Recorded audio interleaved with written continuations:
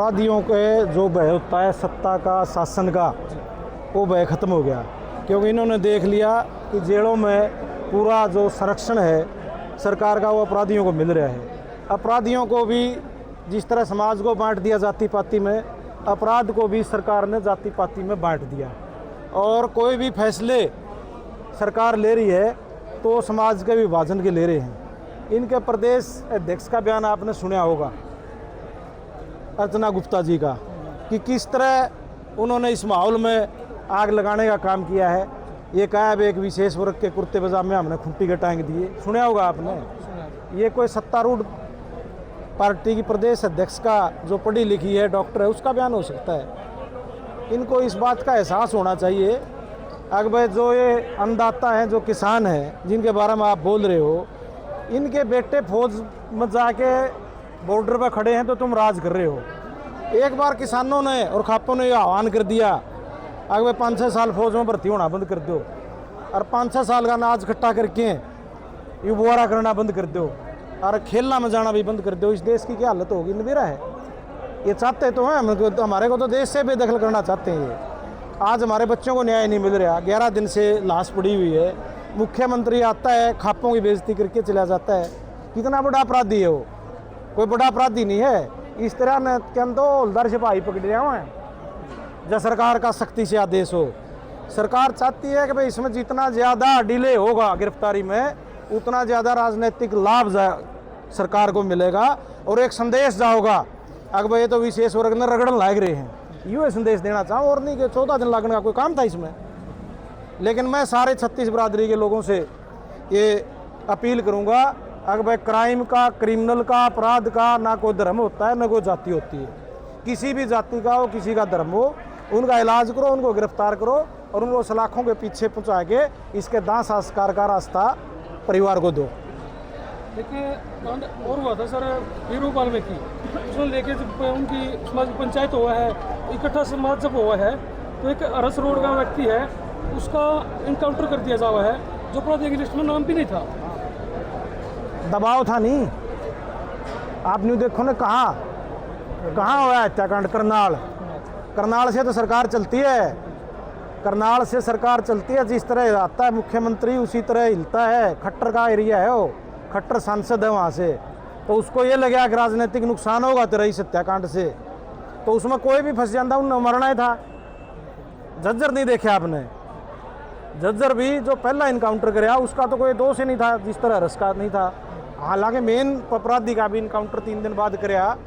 लेकिन ये तो जो आईजी थी वहाँ की, जो मैडम थी, प्रेस कॉन्फ्रेंस आप लोग कर रहे थे, आपके भाई कर रहे थे, उन्होंने पूछा कि भाई इस जो लड़का जो पहली बार इनकाउंटर कराया इसका तो कोई कसूर नहीं, ना कोई बड़ा क्रिमिनल बैकग्राउंड इसका, तो इसका इनकाउंटर किस तरह कर दिया? तो उठते उठते उसको नहीं पता था भाई कैमरे ऑन है, उसने कहा भाई हमारे ऊपर से दबाव था। ये तो ऑन रिकॉर्ड की चीज़ है। तो ऊपर से दबाव उड़े न्याय है और जहाँ ऊपर से ढील है वहाँ न्याय है। ये है। हमारी पार्टी ने, इंडियन नेशनल लोकदल ने पूर्ण रूप से इस आंदोलन को समर्थन किया है और जब तक भाई जीवन कुंडू को न्याय नहीं मिलेगा तब तक इंडियन नेशनल लोकदल का हर कार्यकर्ता इस संघर्ष समिति के आदेश पर अगली पंक्ति में खड़े होकर भाई जीवन कुंडू को न्याय दिलवाने का काम करेगा। मैं आपको बताना चाहूँ ये सरकार जातीय रंग देने में विश्वास रखती है। यहाँ जीवन कुंडू को मरे हुए 14 दिन हो गए। मुख्यमंत्री जी आलिए, प्रदेश के अध्यक्ष आली, प्रदेश के अध्यक्ष तो न्याय दिलवाने की बजाय जातीय रंग देने का भी काम करती है। जबकि लोग चाहते हैं भाई जीवन कुंडू की बड़ी निर्मम हत्या हुई है और हत्यारों को सरकार बचाने का काम कर रही है। जल्दी से जल्दी हत्यारों को कड़ी से कड़ी सजा मिलनी चाहिए और भाई जीवन कुंडू को न्याय मिलना चाहिए। जब तक भाई जीवन कुंडू को न्याय नहीं मिलेगा इंडियन नेशनल लोकदल का हर कार्यकर्ता इस आंदोलन में का साथ देने का काम करेगा, भाई जीवन कुंडू को न्याय दिलवाने का काम करेगा। जीवन कुंडू को 12 दिन हो गए भाई, उसकी डेड बॉडी दाह संस्कार का इंतजार कर रही है। पूरा प्रदेश ये चाहता था कि मुख्यमंत्री संज्ञान लेके जल्दी से इस मुद्दे का हल करवाएं, मगर हरियाणा सरकार बिल्कुल बेशर्मी पे उतर रही है। 12 दिन होने के बाद आज हम सड़कों पे आए। आप अंदाजा लगा लिए अगर ये नेचुरल मौत होती तो अब तक इसकी तरामी हो लेनी थी। 11 दिन में हम तिरंगी कर देते हैं, मगर आज तक इसकी डेड बॉडी को अग्नि नहीं मिली। हम उसका रोष में आज पूरे प्रदेश में 3 घंटे के लिए सड़क जाम पे आए। अभी हम टोल पे हैं। ये हमारा टोल रोको प्रोग्राम नहीं है, ये हमारा हाईवे रोकने का प्रोग्राम है, चक्का जाम है।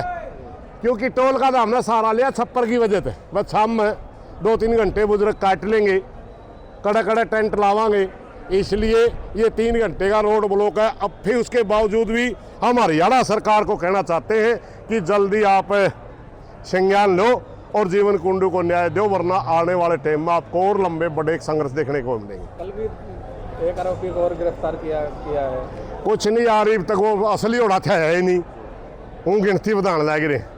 रमेश पंडित ने लिया और रमेश पंडित ने। कल का क्या कुछ प्रोग्राम रहेगा?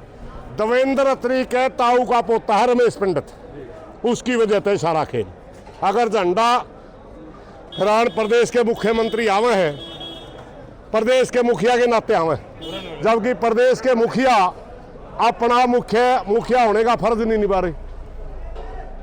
हासी में वो नायब सैनी बन के झंडा फहरान नहीं आ रहा, प्रदेश का मुख्यमंत्री बन के आ रहा है।